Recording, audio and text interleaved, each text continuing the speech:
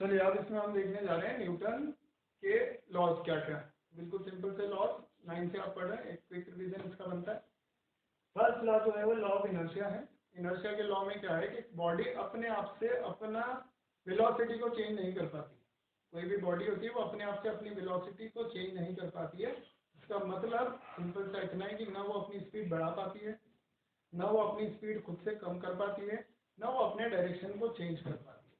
तो कोई भी बॉडी अपने वेलोसिटी को अपने आप से चेंज नहीं कर पाती है, यही अपना क्या है फर्स्ट लॉ।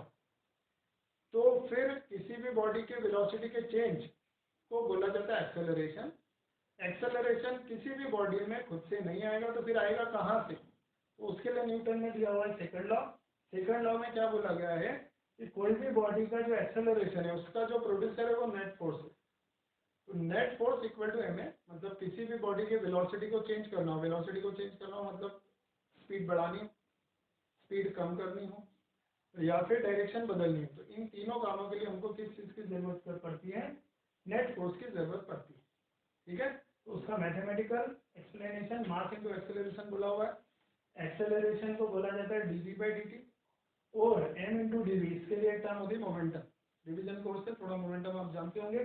तो rate of change of momentum, इसको भी क्या बोला जाता है? नेट फोर्स बोला जाता है। सब एक ही बात। ठीक है, तो फर्स्ट लॉ में बोला गया है वेलोसिटी चेंज अपने आप से नहीं होती है। दूसरा सेक्शन में वेलोसिटी चेंज करने का जो रीजन है वो क्या है? नेट फोर्स है।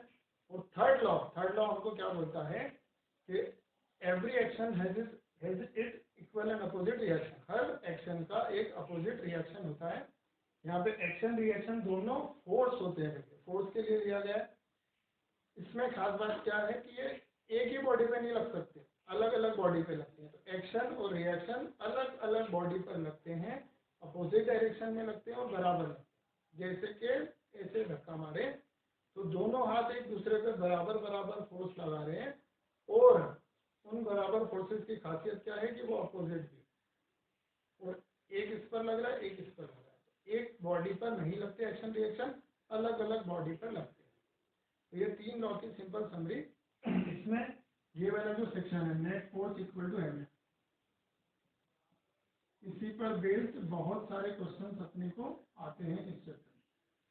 ठीक है, तो अब इसमें प्राइमरी लेवल के जो क्वेश्चन होते हैं, शुरुआती जो क्वेश्चन होते हैं वो कैसे होते हैं? शुरुआती क्वेश्चन में क्या होता है? एक्सेलरेशन निकाला जाता है, उसमें मास को मल्टीप्लाई कर देते हैं तो हमको क्या मिल जाता है? नेट फोर्स मिल जाता है। ठीक है, ये प्राइमरी लेवल के क्वेश्चन होते हैं, 9 से चले आ रहे हैं। सेकंड सेक्शन में फोर्स दे दिया, सिंपल ही बात चल रही है।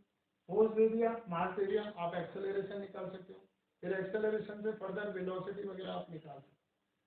पहला टाइप तो इस तरह का आपको दिया जाए, तो जितने तरह से आप एक्सेलरेशन निकाल सकते हो वो सारे आपको नेट फोर्स भी दे सकते हैं।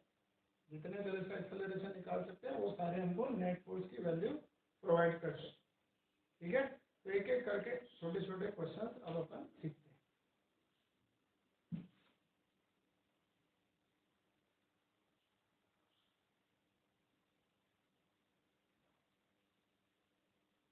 ठीक है, सारा सेक्शन अपना डिपेंडेंट किस पर है? Net force equal to M.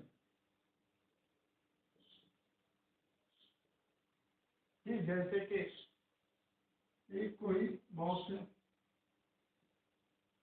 ठीक है, 10 किलोग्राम का बॉक्स, मास हमको मिल गया।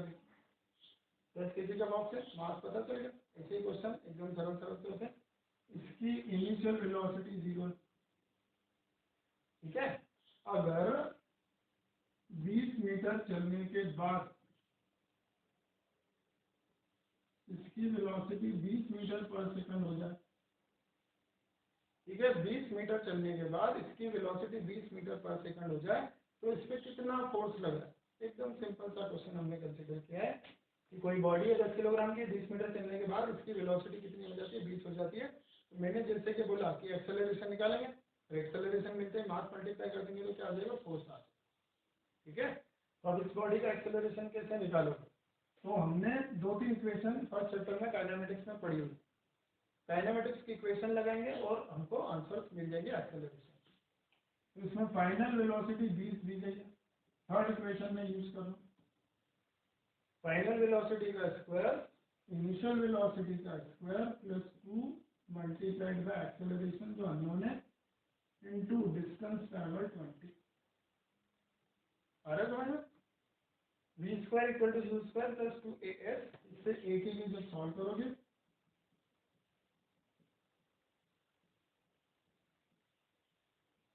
आंसर आ जाएगा 10। ठीक है, तो एक्सेलरेशन जैसे निकालते हैं काइनेमेटिक्स में वैसे एक्सेलरेशन निकाल लिया। उस एक्सेलरेशन में जब आप फोर्स मल्टीप्लाई कर मास मल्टीप्लाई कर दोगे 10 kg इंटू एक्सेलरेशन, ये आपको क्या दे देगा 100 न्यूटन। ये क्या मिल गया आपको फोर्स में। तो बिल्कुल सरल सा क्वेश्चन है। अब जितने तरह से एक्सेलरेशन काइनेमेटिक्स में निकाला हुआ है उन सभी तरीके से हम अब फोर्स भी बतला सकते हैं। ठीक है, दूसरा क्वेश्चन क्या, ये एक 10 किलोग्राम की बॉडी है, ठीक, इस पर 50 न्यूटन का फोर्स लगाया। ठीक है, इस पर क्या किया 50 न्यूटन का फोर्स लगाया। इसकी भी इनिशियल वेलोसिटी 0। बोलेंगे 10 सेकंड बाद ये पार्टिकल कितना चलेगा। आ रही बात समझ? शुरुआत में रुका हुआ है, 50 न्यूटन का फोर्स लगाया तो 10 सेकंड में कितना ट्रैवल करेगा। ये भी बड़ा सरल सा क्वेश्चन है। इसमें आप क्या करो, पहले एक्सेलरेशन निकालो। ठीक, यही लगा दिया, acceleration is force upon mass. Force 50, mass 10, acceleration कितना आ जाएगा 5। एक्सेलरेशन मिल गया, इनिशियल वेलोसिटी दी हुई है और टाइम पता, तो डिस्प्लेसमेंट निकल आए। तो डिस्प्लेसमेंट इक्वल टू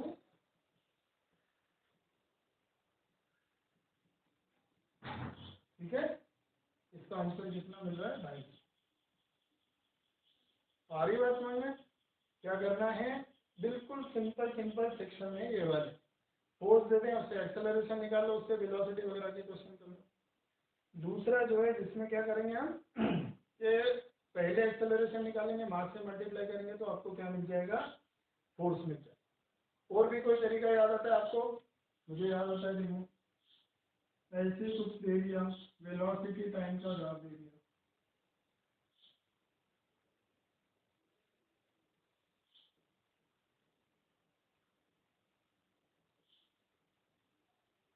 इस तरह का ग्राफ ना, वेलोसिटी टाइम का ग्राफ दे दिया, मास ऑफ द बॉडी दे दिया, आपको पूछा कि इसमें शुरुआती 10 सेकंड में क्या फोर्स लगा।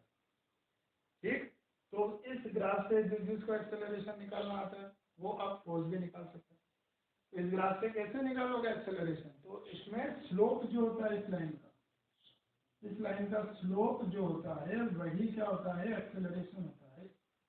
वेलोसिटी टाइम ग्राफ का स्लोप एक्सेलरेशन देता है, इसका स्लोप निकाल लीजिए जो आ जाएगा 20/10, आंसर आ जाएगा 2। इसी स्लोप को क्या बोलते हैं एक्सेलरेशन बोलते हैं। और एक बार एक्सेलरेशन आ गया, मास से मल्टीप्लाई कर दो तो क्या मिल गया फोर्स मिल गया। फोर्स इक्वल टू आपको कितना आ गया 16। और ये कब तक वैलिड है, ये कब तक वैलिड है 10 सेकंड।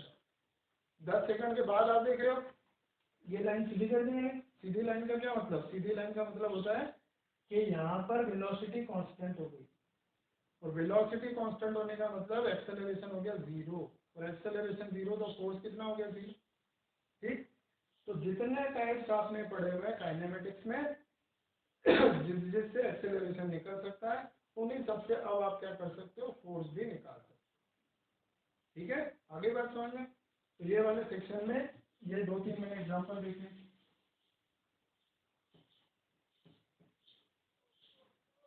एक टाइप और बचा हुआ एक्सेलरेशन का, वो भी कंसिडर करते हैं। अगला जो टाइप है उसमें कोई बॉडी ऐसे दे देंगे,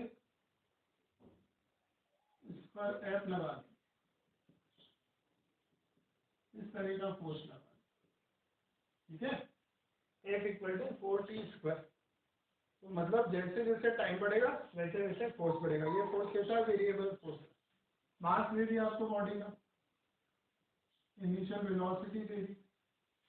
ठीक है, अब इनके थ्रू भी हम सॉल्व कर सकते हैं प्रॉब्लम। जैसे कि इसमें बोला 10 सेकंड बाद वेलोसिटी क्या होगी बताइए। ठीक है, इस बॉडी की वेलोसिटी 10 सेकंड बाद कितनी होगी, इस तरह का क्वेश्चन आता है। तो आपको सबसे पहले वेलोसिटी वगैरह निकालना है तो एक्सेलरेशन की जरूरत है। तो एक्सेलरेशन आप इसमें क्या लिखोगे, F/m मतलब 4t² डिवाइडेड बाई 2, कितना आ जाएगा 2t²। अब ये जो टाइप ऑफ एक्सेलरेशन ये कैसा है, टाइम डिपेंडेंट है। टाइम डिपेंडेंट एक्सेलरेशन का मतलब क्या होता है, टाइम डिपेंडेंट एक्सेलरेशन का मतलब होता है कि ये अब इंटीग्रेशन से सॉल्व होगा। लगा देते हैं इंटीग्रेशन, इसका मतलब dv/dt लिखो इसको। ये सारे मेथड एक्सेलरेशन वेलोसिटी के पिछले चैप्टर के हैं, इसको इंटीग्रेट कर लेते हैं। कहाँ से कहाँ तक, तो टाइम 10 सेकंड तक का बोला है तो 10 तक लगा दो, इनिशियल वेलोसिटी 0 है तो 0 से भी ले लो। इसको इंटीग्रेट कर लेंगे तो 2t³/3, टी की वैल्यू डाल दो 10, ठीक है। तो उससे भी हमको किसका आंसर मिल जाएगा, 2 × 1000 डिवाइडेड बाई 3। ये क्या आ जाएगी, वेलोसिटी आ जाएगी। तो एक ये टाइप भी था जिसमें एक्सेलरेशन कैसा होता है, वेरिएबल है ना। तो बेसिक क्वेश्चंस तो इसी तरह के बनेंगे। ये हम न्यूटन लॉज के फर्स्ट सेक्शन में सीखते हैं F=m×a को कैसे डील करते हैं, ठीक है। तो F दिया होता है उससे a निकालते हैं और a के थ्रू में काइनेमेटिक्स के प्रॉब्लम हम सॉल्व करते हैं।